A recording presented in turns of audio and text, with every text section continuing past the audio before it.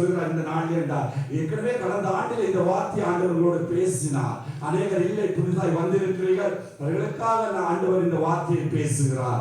ஆமென். நீங்கள் உபவாசி திடமனதாய் இருங்க, உங்களை ஒன்றுமே அசைக்க முடியாது. கர்த்தர் உங்களோடு கூட இருப்பார். ஆமென். அல்லேலூயா.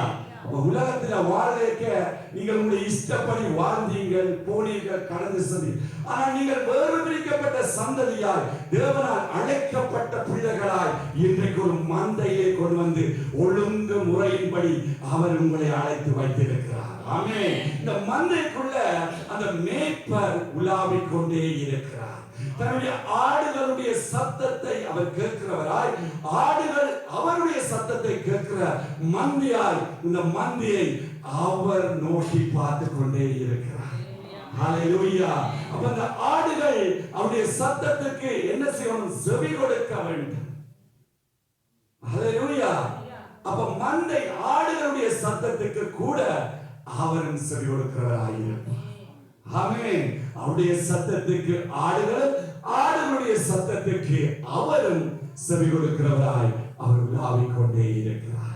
ஆமென். அவர் வேதனைப்படுகிறார். ஏன் வேதனைப்படுகிறார்? என்னுடைய ஜனங்கள் அறியாமையினாலே சங்காரமாய் கொண்டு, வியாதினால, பாடுகளால, வேதனையினால, இவ்வளவோ காரியங்களினால அவர்கள் வேதனைப்படுகிறார் என்று இயேசு துக்கப்பட்டு கொண்டிருக்கிறார். ஆமென். ஹல்லேலூயா. ரோமர் புஸ்தகத்தை எடுத்துக்கொள்ளுங்க. முதலாவது பிரெஞ்சிலே நாங்கள் வாசிக்க கேட்போம். 6வது அதிகாரம் 6வது வசனத்தை முதலாவது வாசிங்க. அது 6 11 வரைக்கும் வாசிக்க போறோம். முதலாவது 6வது வசனத்தை பிரெஞ்சில், அப்புறம் நீங்க தமிழையும் வாசிங்க.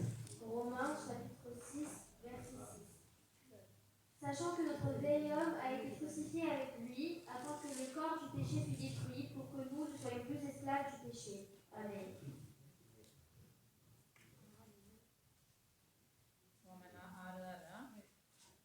நாம் இனி பாவத்துக்கு ஊழியம் செய்யாதபடிக்கு பாவ சரீரம் ஒளிந்து போகும் பொருட்டாக நம்முடைய பழைய மனுஷன் அவரோட கூட சிலுவையில் அறையப்பட்டதென்று அறிந்திருக்கிறோம். ஆமென். அல்லேலூயா. நாம் இனி பாவத்துக்கு ஊழியம் செய்யாதபடிக்கு பாவ சரீரம் ஒளிந்து போகும் பொருட்டாக நம்முடைய பழைய மனுஷன் அவரோடு கூட சிலுவையிலே அறையப்பட்டார் என்று அறிந்திருக்கிறோம். ஹல்லேலூயா. அப்ப நாங்கள் அழைக்கப்படுவதற்கு முன்பதாக நம்முடைய பாவ மனுஷனோட நாங்கள் என்ன செய்தோம்? வாழ்ந்தோம். அந்த பாவ மனுஷனுடைய சித்தத்தின்படி நாங்கள் அலைந்தோம், தீர்ந்தோம், இஷ்டமானது எல்லாத்தையும் நாங்கள் செய்தோம். என்றைக்கு நாங்கள் அவரை அறிந்தோமோ, இரட்சகராய் ஏற்றுக்கொண்டோமோ, அவரை சொந்த இரட்சகராய் ஏற்றுக்கொண்டு அவருக்கு கீழ்ப்படிவோம் என்று வாக்குறுதி கொடுத்து உடன்படிக்கை பண்ணினோமோ, அந்த உடன்படிக்கையை நிலைநிற்கத்தக்கதாக அவர் உங்களை இந்த மந்தையை அழைத்து வந்திருக்கிறார். ஹல்லேலூயா.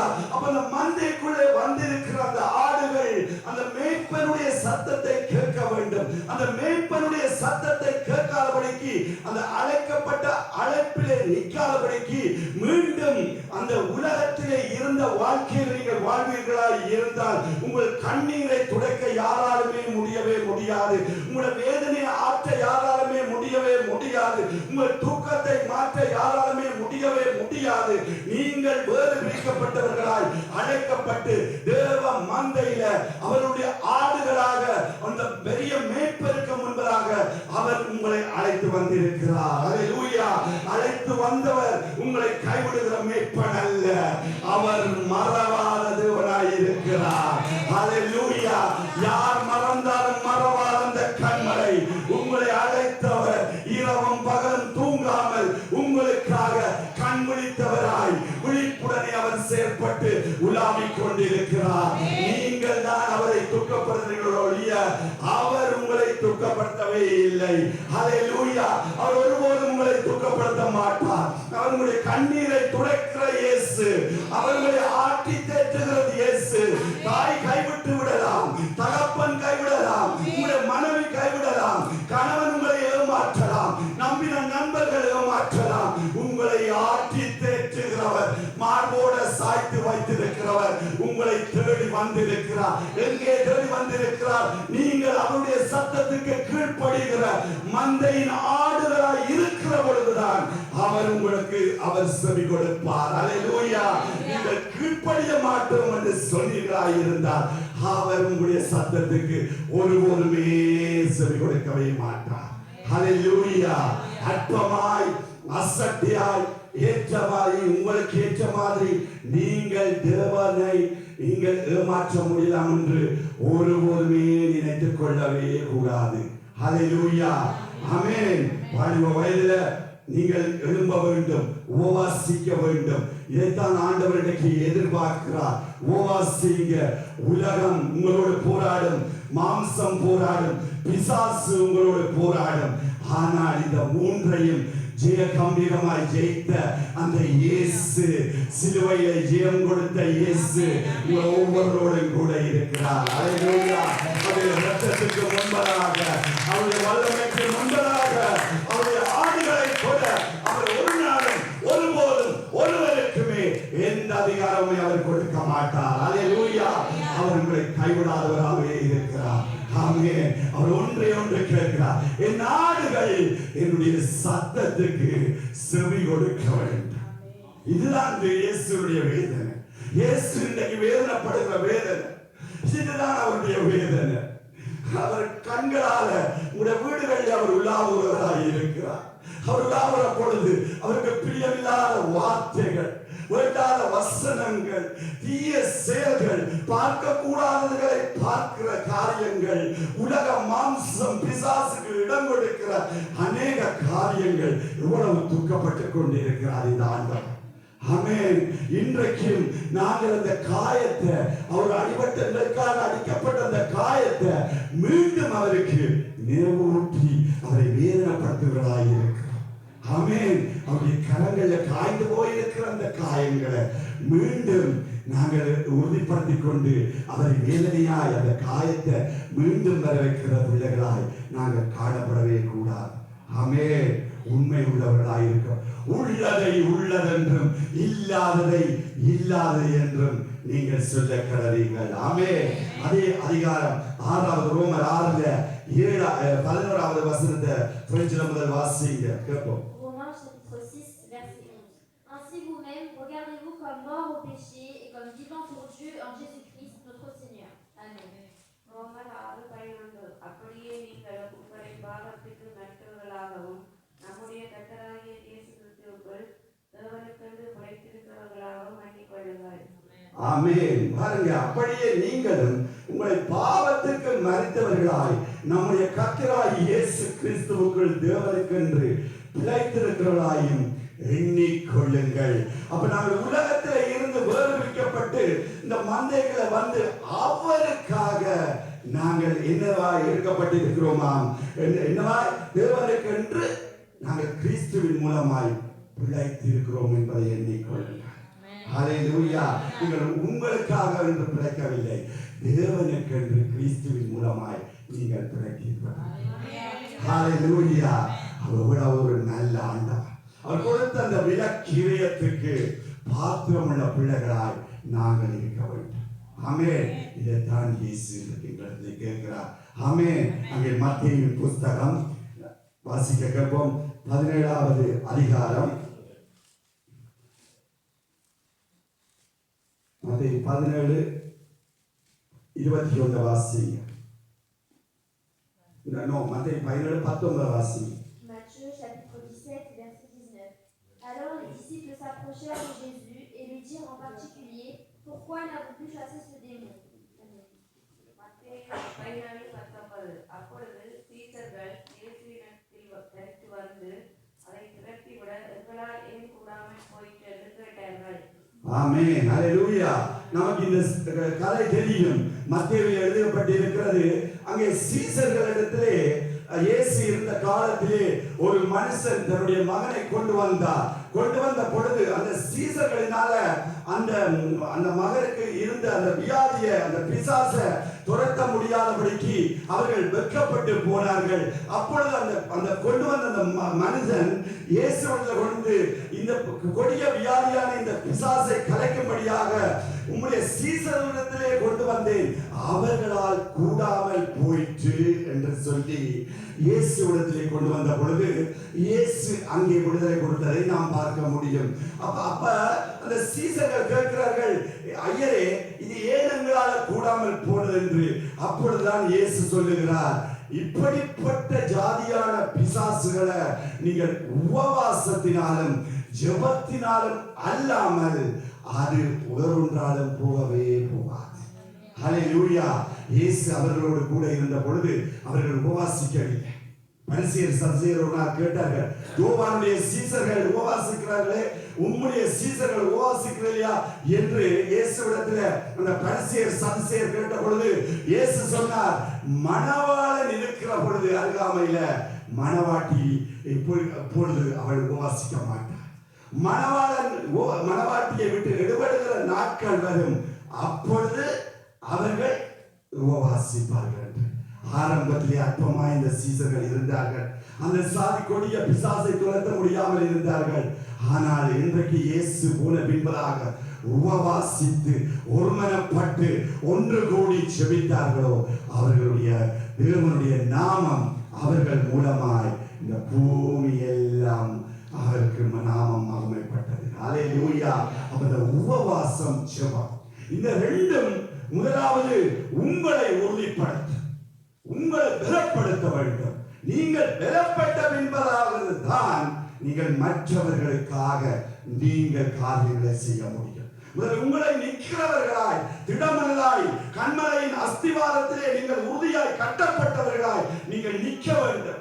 நீங்கள் நின்றால் தான் மற்றவர்களுக்கு நீங்கள் செய்கிற காரியங்கள் அற்புதத்தையும் அதிசயத்தையும் அடையாளங்களையும் தேவ நாமத்தையும் மகிமைப்படுத்துவதாய் காணப்படும்.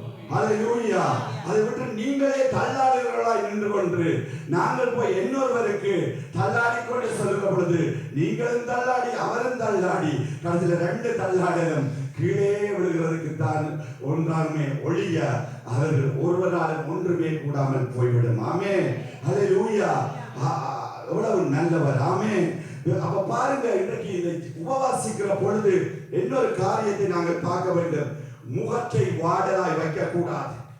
தாடி வளர்த்து வெள்ளி அங்கிகளை அணிந்து இப்படியே நாங்கள் உபவாசிக்கிறோம் என்று நாங்கள் உபவாசிக்கிற உபவாசம் மற்றவர்களுக்கு தெரியக்கூடாது.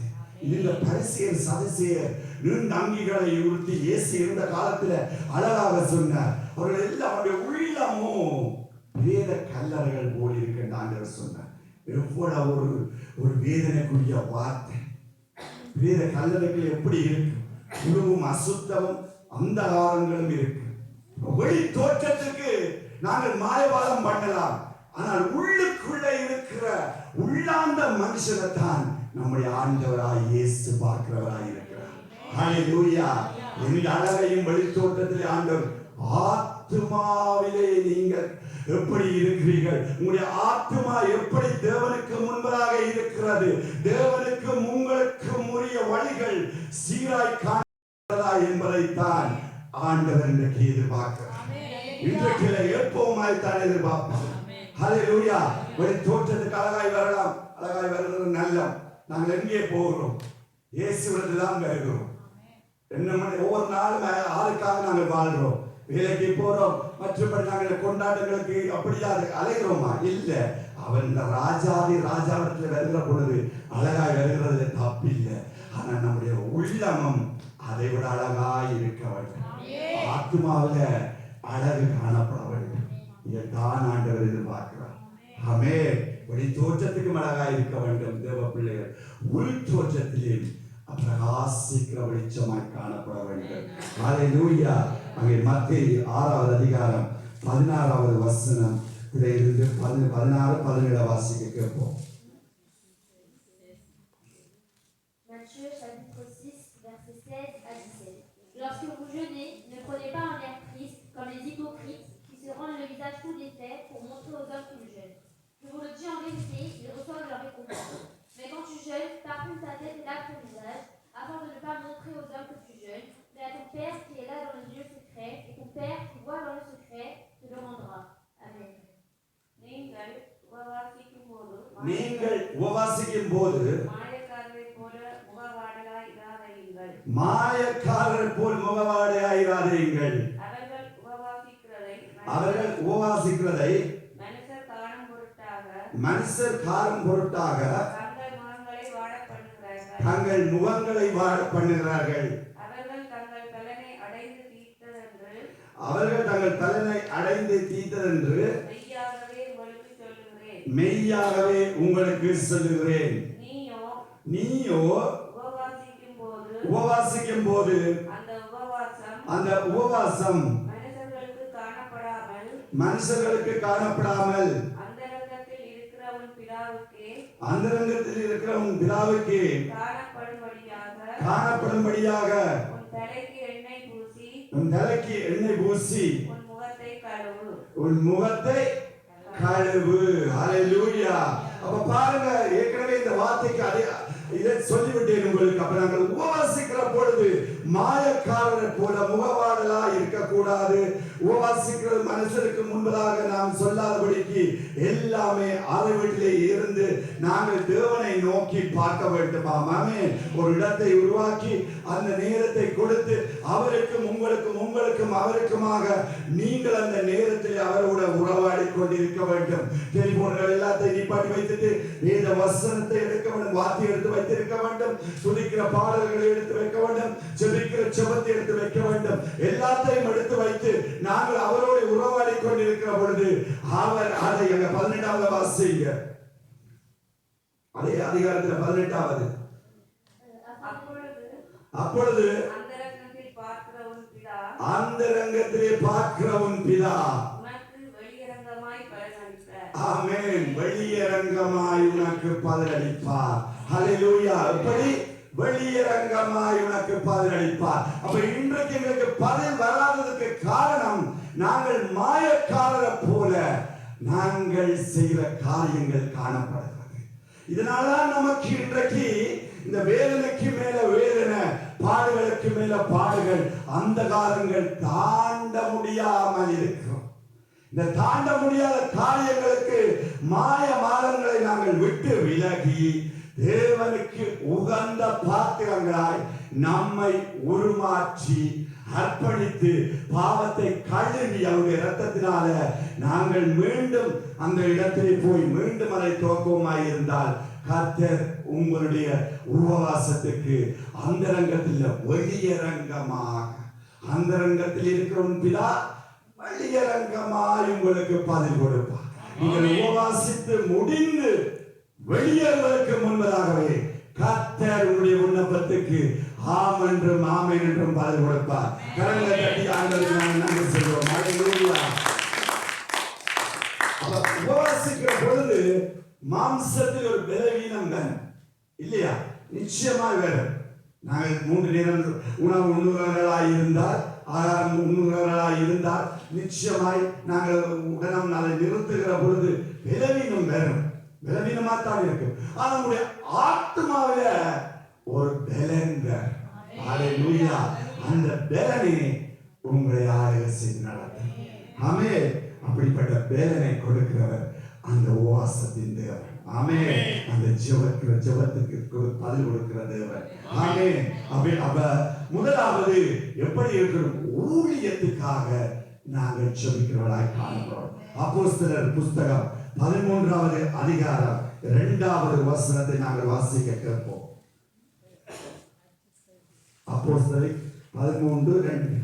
Actes chapitre 13 verset 2. Pendant qu'ils servaient le Seigneur dans leur ministère et qu'ils jeûnaient, le Saint-Esprit dit: Mettez-moi à part Barnabas et Saül pour l'œuvre à laquelle je les ai appelés. Amen. அவர்கள் கர்த்தருக்கு ஆராதனை செய்து உபவாசித்துக் கொண்டிருக்கிற போது பர்னபாவையும் சவுலையும் நான் அழைத்து ஊழியத்துக்காக அவர்களை பிரித்து விடுங்கள் என்று பரிசுத்த ஆவியானவர் திருவுளம் பற்றினார். ஆமென். ஹல்லேலூயா. அடுத்த காரியம் சிந்தித்து பாருங்க. உபவாசிக்கிற பொழுது நாங்கள் ஊழியங்களுக்காக நாங்கள் உபவாசிக்க வேண்டும். நாங்கள் அழைக்கப்பட்ட அழைப்பு என்ன என்பதை நாங்கள் முதலாவது அறிந்து கொள்ள வேண்டும். சுவிசேஷம் உங்களுக்கு எல்லாருக்கும் மேல் விழுந்த கடமை. ஆமென். அது உங்களுக்கு அழைத்தாரோ அழைக்கலையோ நீங்கள் அதை செய்ய வேண்டியது உங்கள் மேல விழுந்த கடமை. தேவன் சொன்னார் கடைசியா என்ன சொன்னார்?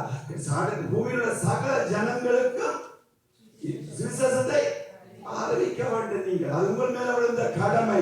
ஆகையினால அது ஊழியத்தில் உங்களோட ஊழிய அழைப்பை நீங்கள் அறிந்து கொள்ள வேண்டும், உபவாசிக்க வேண்டும். அங்க பாருங்க, பவுலையும் பர்னபாவையும் என்னுடைய ஊழியத்துக்காக பிரித்து விடுங்கள் என்று அவர்கள் ஒருமனப்பட்டு உபவாசித்துக் கொண்டிருக்கிற பொழுது அங்கே ஆவியானவர் அங்கே பேசினதாக அங்க வேதம் சொல்லுகிறது. ஆமென்.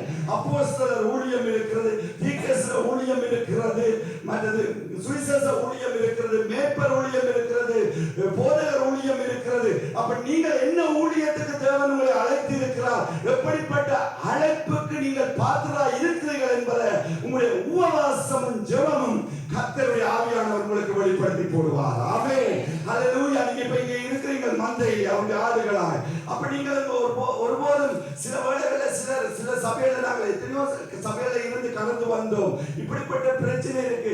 நான் என்னை ஊழியத்துக்கு அவர்கள் அழைக்கவில்லை, என்னை வேர்ஷிப்புக்கு விடவில்லை, என்னை வார்த்தைக்கு விடவில்லை, அப்படி எல்லாம் சொல்லிக் கொண்டு போவார்கள். முதலாவது உங்களுடைய அழைப்பு என்ன என்பதை நீங்கள் தேவனிடத்தில் உறுதிப்படுத்துங்க. நீங்க உறுதிப்படுத்தின பின்பதாக நீங்கள் ஜெபித்துக் கொண்டிருக்கிற பொழுது அந்த மேய்ப்பன் மூலமாய் உங்களுக்கு கொடுத்திருக்கிற மந்தையின் மேய்ப்பன் மூலமாய் கர்த்தர் உங்களுக்கு அந்த ஊழியத்திலே கொண்டு வந்து உங்களை அந்த ஊழியத்திலே வழி நடத்துவார்.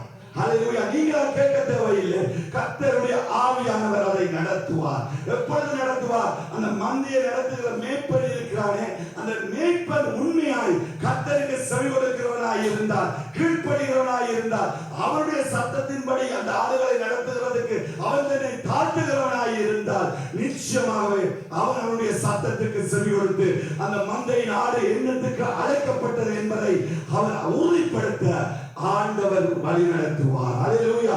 நிச்சயமாக உங்களுக்கு என்னத்துக்காக அழைக்கப்பட்டிருக்கிறீர்கள் என்பது ஊழியம் செய்வது நல்லது. அறுவடையோ மிகுதி, வேலையாட்களோ கொஞ்சம் என்று இயேசு அரை உவலாய் இந்த பூமியில இருந்த நாட்களிலே அவர் வேதனையோடு சொன்னார். அறுப்புக்கு மீதியான வேலையாட்களுக்காக தேவனை நோக்கி வேண்டிக் கொள்ளுங்கள் என்று அவர் அங்கே இருந்து சொன்ன வார்த்தையை அங்கே மத்தியில் நீங்கள் அழகாய் நீங்கள் பார்க்கலாம். ஆமென். ஹல்லேலூயா. பிரியமானவர்களே, உபவாசிங்க. முதலாவது நான் என்னத்துக்கு அழைக்கப்பட்டிருக்கிறேன் ஆண்டவரே, எதற்காக என்னை தெரிந்து கொண்டு நான் என்ன நமக்கு செய்ய வேண்டும். சவுல் சடுதியிலே அந்த ஒளியை பார்த்து விழுந்த பொழுது, ஆண்டவரே நான் உமக்கு என்ன செய்ய நீ சித்தமாய் இருக்கிறீர் என்று கேட்டார். எவ்வளவு ஒரு பாருங்க, ஒரு கொடியவனாய் தேவனுடைய நியாய பிரமாணத்துக்கு வைராக்கியமாய் இருந்த அந்த சவுல் அந்த ஒளியை கண்டவுடனே அவன் நடுநடுங்கி பயந்து தேவனுக்கு முன்பதாக அவன் கேட்ட முதல் வார்த்தை, ஆண்டவரே நான் உமக்கு என்ன செய்ய சித்தமாய் இருக்கிறேன். இதுதான் நீங்கள் கேட்க வேண்டிய வார்த்தை. ஆண்டவரே நான் உங்களுக்கு என்ன செய்ய வேண்டும்.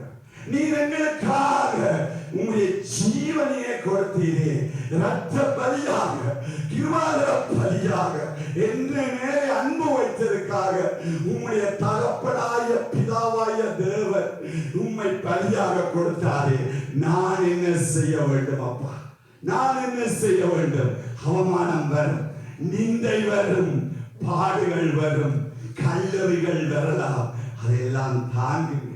ஹல்லேலூயா. நீங்க எவ்வளவுக்கு தாங்குறீங்களோ அவ்வளவுக்கு உங்களுக்கு மேன்மையான காரியம் வரும் என்பதை நீங்கள் மறந்து போகாதீங்க. ஹல்லேலூயா. அவருக்கு பரிசுத்தமாய் இந்த ஊழியத்துக்கு நீங்க என்ன செய்ய வேண்டும்? கனமாய் உபவாசிக்க வேண்டும். ஆமென். இந்த அநேகர் சொல்வார்கள், ஆரோனை போல அழைக்கப்பட்டால் ஒழிய நாங்கள் இந்த பெரிய ஊழியத்தை, கனமான ஊழியத்தை செய்யக்கூடாது. நல்லது, உண்மைதான், வேதம் பொய் சொல்லாது. ஆமென். ஆனால் நீங்கள் தேவனிடத்தில் உபவாசித்து ஜெபித்து கேட்டிருக்கிறீர்களா? நீ என்னத்துக்கு என்னை அழைத்திருக்கிறீர்கள் ஆண்டவரே, நான் உமக்கு என்ன செய்ய வேண்டும்? அவருடைய பிள்ளையார் எதை பதனை நோக்கி கேட்கும். இதைத்தான் இயேசு எதிர்பார்க்கிறார். ஆமென். நெடுகலம் அப்போது சவுல் சொன்ன அந்த பாடல் ஒன்று பாடினோமே, இன்னும் நெடுகலம் நாங்கள் அவரிடத்துல விண்ணப்பமாய் கேட்டு கொண்டிருக்கிறேன் பார்க்க, அவரிடத்துல எங்களிடத்தை கேட்கிறேன் பார்க்க, அப்பா உங்களுக்கு நான் என்ன செய்ய வேண்டும்? அப்பா நான் என்ன செய்ய வேண்டும்? ஆண்டவரே நீர் என்னை அழைச்சிருக்கிறீர். இந்த மந்தைகளை கொண்டு வந்திருக்கிறேன், யூதா தேவ சபைகளை கொண்டு வந்திருக்கிறேன், உடன்படிக்கை ஆண்டிலே என்னை கொண்டு வந்து வைத்து வைத்திருக்கிறேன். நான் உமக்கு என்ன செய்ய வேண்டும் ஆண்டவரே? இந்த உடன்படிக்கை எண்ணத்தில் நான் உங்களோடு உடன்படிக்கை பண்ண வேண்டும். எதற்காக நான் அழைக்கப்பட்டிருக்கிறேன்? என்ன காரியத்துக்காக அழைக்கப்பட்டிருக்கிறேன்? இன்றைக்கு வழக்கைக்கும் முடக்கைக்கும் தெரியாத எத்தனையோ ஜனங்கள் அழிந்து கொண்டிருக்கிறார்களே. துறப்பி மாசத்துக்கு அழைச்சீரா உபவாசிச்சு? எதற்காக நீர் என்னை அழைச்சீர்? நான் மௌனமாய் இருக்கிற பொழுது நாளுக்கு நாள், நிமிஷத்துக்கு நிமிஷம், செகனுக்கு செகனாய் எத்தனை ஜனங்கள் இன்றைக்கு பாதாளத்தில் இறங்கிக் கொண்டிருக்கிறார்கள். இந்த ஜனத்துக்கு பொறுப்பு நீங்கள் மட்டுமே. இதை மறந்துடாதீங்கள். உங்களைத்தான் ஆண்டவர் கேள்வி கேட்பார். நீங்கள் மட்டும் தப்பி போயிடலாம் என்று நினைக்காதீங்க. ஒரு நாளும் இந்த கேள்விக்கு நீங்கள் தப்பவே முடியாது. ஆண்டவரிடத்தில் இருந்து நிச்சயமாகவே ஆண்டவர் உங்களிடத்தில் கேட்கவே கேட்பார். உங்களை உப்பா வச்சிருக்கிறார். உலகத்துக்கு வெளிச்சமாய் ஒளியாய் ஆண்டவர் உங்களை வச்சிருக்கிறார். இருளில் இருக்கிற ஜனங்களுக்கு வெளிச்சத்தை கொடுக்க வேண்டிய பொறுப்பு ஒவ்வொரு மேலும் விழுந்த கடமை. யாரும் சொல்ல முடியாது இது என்னுடைய கடமை இல்லை என்று. எத்தனை பேரை இருளில் இருந்து நீங்கள் தூக்கி விட்டீர்கள்? எத்தனை பேரை நீங்கள் வெளிச்சத்தில் நடத்துகிறீர்கள்? எத்தனை பேருக்கு நீங்கள் கை கொடுத்திருக்கிறீர்கள்? அற்பமாய் எண்ணுகிறீர்களா? நான் தசமானம் கொடுக்கிறேன், காணிக்க கொடுக்கிறேன், தேவனுக்கு அந்த ஊழியத்தை யாரோ செய்யணும். நீங்கள் ஒவ்வொருத்தரும் அந்த காரியத்தை செய்ய வேண்டும். ஊழியக்காரியாய் நீங்கள் எழும்ப வேண்டும். கர்த்தர் இந்த ஆவியை உங்களுக்கு தருவார். என்னத்துக்காக அழைக்கப்பட்டீர்களோ அந்த வரம் உங்களுக்கு செயல்படும். நீங்கள் எழும்பாத மட்டும் கர்த்தரால் ஒன்றுமே செய்ய முடியாது. பேச வேண்டும், உபவாசித்து ஜெபிக்க வேண்டும்.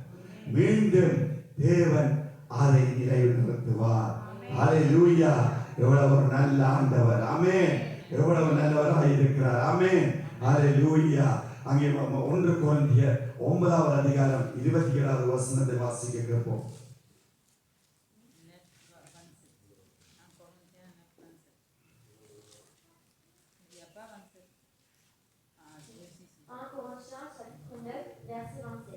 Mais je traite durement mon corps et je me tiens à ce péché, de peur d'être moi-même rejeté après avoir prêché aux autres. Amen. மற்றவர்களுக்கு பிரசங்கம் பண்ணுகிற நான் தானே ஆகாதனாய் போகாதபடிக்கு என் சரீரத்தை ஒடுக்கி கீழ்ப்படுத்துகிறேன். ஆமென். ஹல்லேலூயா! பாருங்க, மற்றவர்களுக்கு பிரசங்கம் பண்ணுகிற நான் தானே ஆகாதவனாய் போகாதபடிக்கு என் சரீரத்தை ஒடுக்கி கீழ்ப்படுத்துகிறேன். ஆமென். அங்கே பவுல் எத்தனையோ நிருபங்கள் எழுதினார், நமக்கு தெரியும் புதிய ஏற்பாட்டில். ஆனால் அவர் என்ன சொல்கிறார்? அவர் பிரசங்கியாய், சுவிசேஷகராய், அற்புத அடையாளங்களை செய்கிற ஒரு பிரதான அப்போஸ்தலராய் கர்த்தர் அவனை வல்லமையாய் பயன்படுத்தினார். ஆனால் அவன் என்ன சொல்கிறான்? மற்றவர்களுக்கு பிரசங்கம் பண்ணுகிற நான் தானே ஆகாதவனாய் போகாதபடிக்கு என் சரீரத்தை ஒடுக்கி கீழ்ப்படுத்த. உபவாசத்தினாலும் ஜெபத்தினாலும் நீங்கள் மற்றவர்களுக்கு இயேசு நல்லவர் என்று சொல்லுகிற பொழுது அவர்கள் முதல் எதிர்பார்க்கிறது உங்களுடைய சாட்சி வாழ்க்கை. ஹல்லேலூயா! உங்களுடைய சாட்சி வாழ்க்கை எப்படி இருக்கிறது என்பதை நீங்கள் அவர்கள் உடனே பார்ப்பார்கள். இதுதான் உலகத்தினுடைய நியதி. ஆமென். நீங்கள் யாருக்கு இயேசு நல்லவர் என்று சொல்லி பாருங்க, எங்கேந்து பிரபலிக்கிறதுக்கு உங்களை உடனம் பின்பக்க உடனம் விட்டாலும் ஏதோ ஒரு சந்தர்ப்பத்தில் தேடி தீர்வார். என்னுடைய ஒரு நண்பர் பழகுவார். ஏதோ ஒரு நாள்ல அவரோட சும்மா ஜோக்கா அப்படி பழகுற பொழுது நீங்கள் ஒரு ஊழியக்காரன் இந்த வார்த்தையை சொல்லலாம் என்று சொன்னார். அவரோட ஜோக்கு தான் சொன்னேன். அதனால உங்களோட ஜோக் தானே அடிச்சா நீங்க ஏன் இப்படி கொள்ளுங்க? இல்ல நீங்க ஊழியக்காரன் இப்படி சொல்லக்கூடாது. ஆனால் அவரை எத்தனையோ முறை அழைச்சிருப்பேன். ஆனால் அவர் ஆண்டவருக்கு எதிராக தான் கலைப்பேன். நான் கொடுக்கிறது இல்லை. இயேசு நல்லவர். ஆமென். இயேசு நல்லவர்.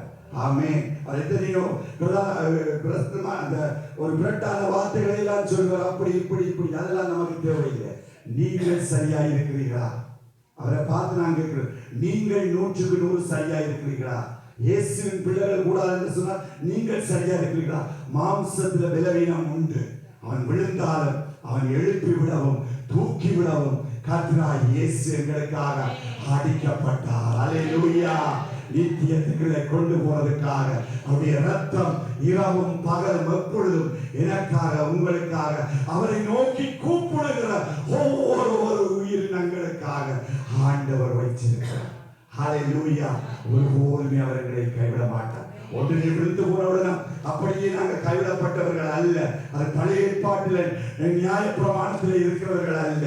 கிருபையின் பிரமாணத்திலே நாங்கள் இங்கே மிதந்து கொண்டிருக்கிறோம். அதுக்காகத்தான் ஆண்டவர் சொல்லுகிறார், இந்த கிருபையின் காலத்திலே நீங்கள் உங்களை சீராக்காவிடால் உங்களுக்கு மன்னிப்பே இல்லை. இந்த காலத்துல இந்த உலகத்துல இருக்கிற ஜனங்கள் ஏற்றுக்கொள்ளாவிட்டால் அவர்களுக்கு மன்னிப்பே இல்லை. இந்த கிருபையின் காலத்துல அவர்கள் தப்பித்துக் கொள்ள வேண்டும். ஆமென். உடன்படிக்கை, அதான் இயேசுவோட உடன்படிக்கை வருவதற்கு நாங்கள் அந்த நாளை வச்சிருக்கிறோம். ஆமென். அவரோட மணவாளனோட ஒரு மணவாட்டியின் உடன்படிக்கை, திருமணம், ஞானஸ்நானம், அவரோட உலகத்துக்கு மறித்து உன்னதமான பரலோக தேவனுக்கு அவருடைய மனவாட்டியாய் நாங்கள் ஏற்றுக்கொள்ள போகிற இந்த நாள் உங்களுக்கு வச்சிருக்கிறோம். ஏற்றுக்கொள்ளாத உங்களுக்கு குறித்து தான் நான் சொல்லுவேன். உங்களுடைய விருப்பம் கர்த்தரோடு உடன்படிக்கை பண்ணுங்க. ஏற்றுக்கொள்ளாதவர்கள் ஆமென், அவரோடு உடன்படிக்கை பண்ணுங்க. அது இந்த உடன்படிக்கை தான் உங்களை முடிவு என்ற நடத்தும். நீங்க நித்தியத்துக்கு போறதுக்கு முதல் வாசல். ஆமென். ஹalleluya. அதனால பிரியமானவர்களே, நாம் ஏன் நமக்கு இந்த பாடுகள், இந்த வேதனைகள் என்று நாம் மற்றவர்கிட்ட நம்மை குறித்து கேள்வி கேட்காதபடிக்கு நம்மை நாமே சீர்படுத்த வேண்டும். ஆமென். நம்முடைய சரீரத்தை மாற்ற வேண்டும். ஆமென். வேதத்துக்கு புறம்பான காரியங்கள் செய்யாதபடிக்கு நாம் நமக்கு தேவனுடைய வார்த்தைக்கு விடமாய் நாம் நடக்க வேண்டும். ஆமென். ஹalleluya. ஆமென். அங்கே தேவைகள் சந்திக்கப்பட வேண்டும். அப்ப மூன்றாவது காரியம், தேவைகள் சந்திக்கப்பட வேண்டும். ஆமென். பாருங்க, கர்த்தர் நம்முடைய தேவைகள் எல்லாத்தையும் சந்திக்கிறவராய் இருக்கிறார். ஆமென். நாம் எல்லாவற்றிலும் வாழ்ந்து ஆசீர்வாதமாய் இருக்க வேண்டும் என்பது நம்முடைய தேவனுடைய பரிபூரண விருப்பம்.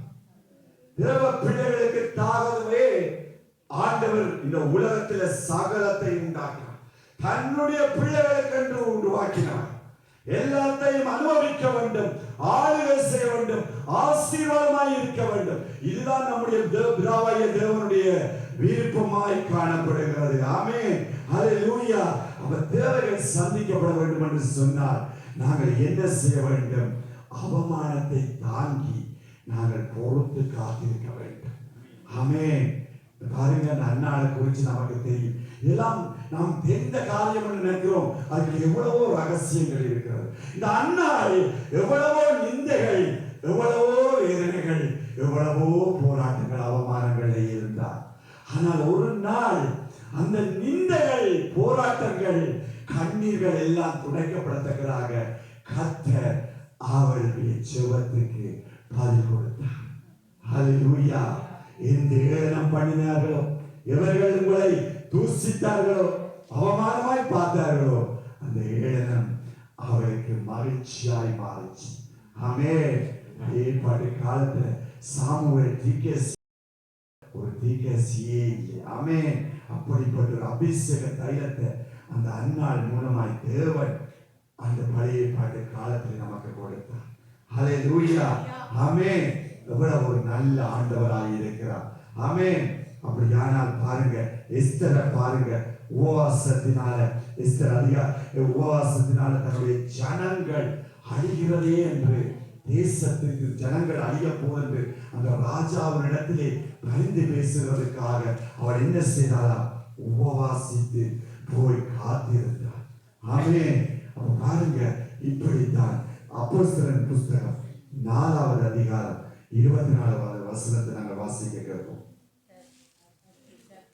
4:24. Actes chapitre 4, verset 24. Lorsqu'ils l'eurent entendu, ils élevèrent à Dieu la voix tous ensemble et dirent: Seigneur, toi qui as fait le ciel, la terre, la mer et tous ceux qui s'y trouvent. Amen. அவர்கள் அதை கேட்டு ஒருமனப்பட்டு தேவனை நோக்கி சத்தமிட்டு, கர்த்தாவே, நீர் வானத்தையும் பூமியையும் சமுத்திரத்தையும் அவைகளில் உள்ள யாவற்றையும் உண்டாக்கின தேவனாய் இருக்கிறீர்.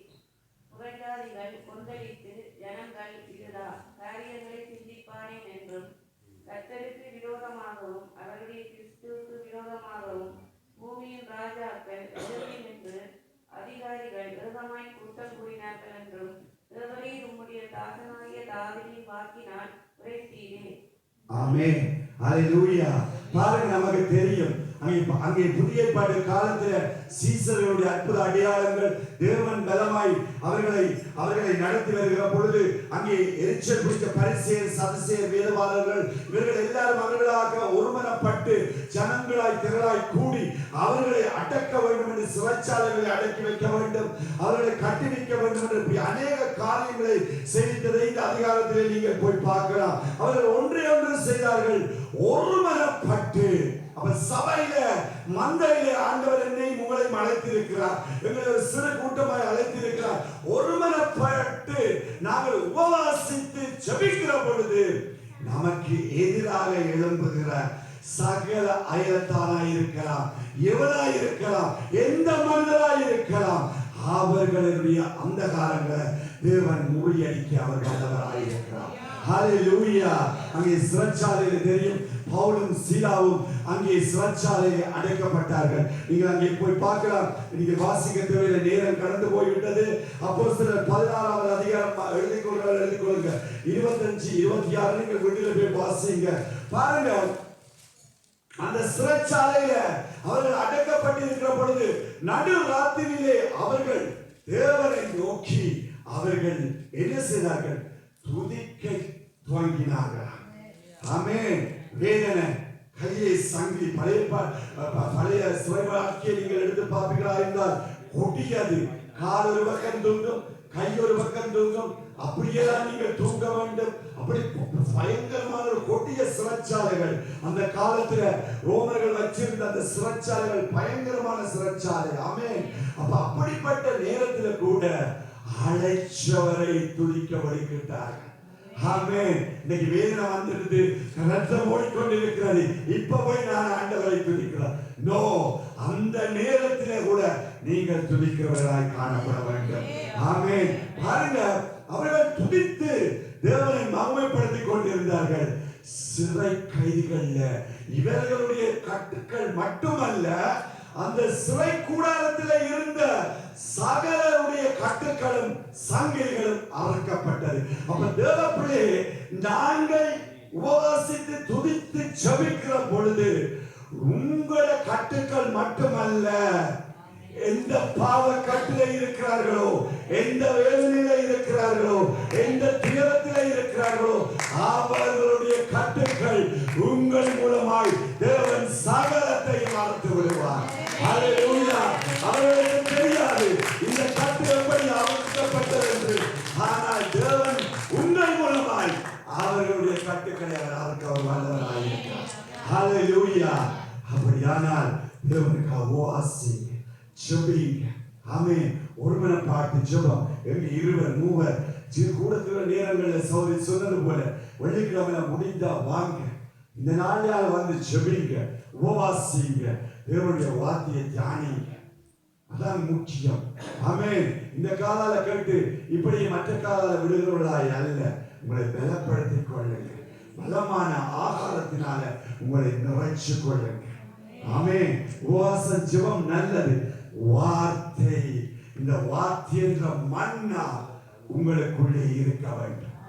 ஆமென். மன்னா நிறைவாய் இருக்க வேண்டும். அந்த மன்னா உங்களுக்குள்ளே இருந்து உங்களுக்கு மட்டுமல்ல மற்றவர்களுக்கும் அதிகமாய் வெளிப்பட வேண்டும். அந்த மன்னாவினால்தான் மற்றவர்களுடைய கட்டுக்கள் பிழைக்கும், அறுக்கப்படும். ஆமென். நீங்கள் கேட்டிருக்கிறீர்கள், நாங்கள் எல்லாரும் வளர்ந்து நின்று நாங்கள் ஆண்டவருக்கு ஒப்பு கொடுத்து ஒரு பாடலை பாடி ஆண்டவருக்கு நாங்கள் ஒப்பு கொடுக்க போறோம். ஆமென். இந்த நாளில் இருந்து என்னை ஒரு புதிய ஒரு பலமல்ல மனிதனாய் உபவாசிக்கத்தக்கதான ஒரு பலத்தை எனக்கு தாரும் என்று கேளுங்க. ஆமென். ஹல்லேலூயா. ஆமென். ஆண்டவரே கேளுங்க. ஒரு நிமிஷம் உங்களுக்கு தருகிறேன். கேளுங்க. ஹல்லேலூயா. ஹல்லேலூயா. உமக்கு நன்றி அப்பா, நன்றி ஆண்டவரே. இயேசுவே, கேளுங்க. இயேசுவே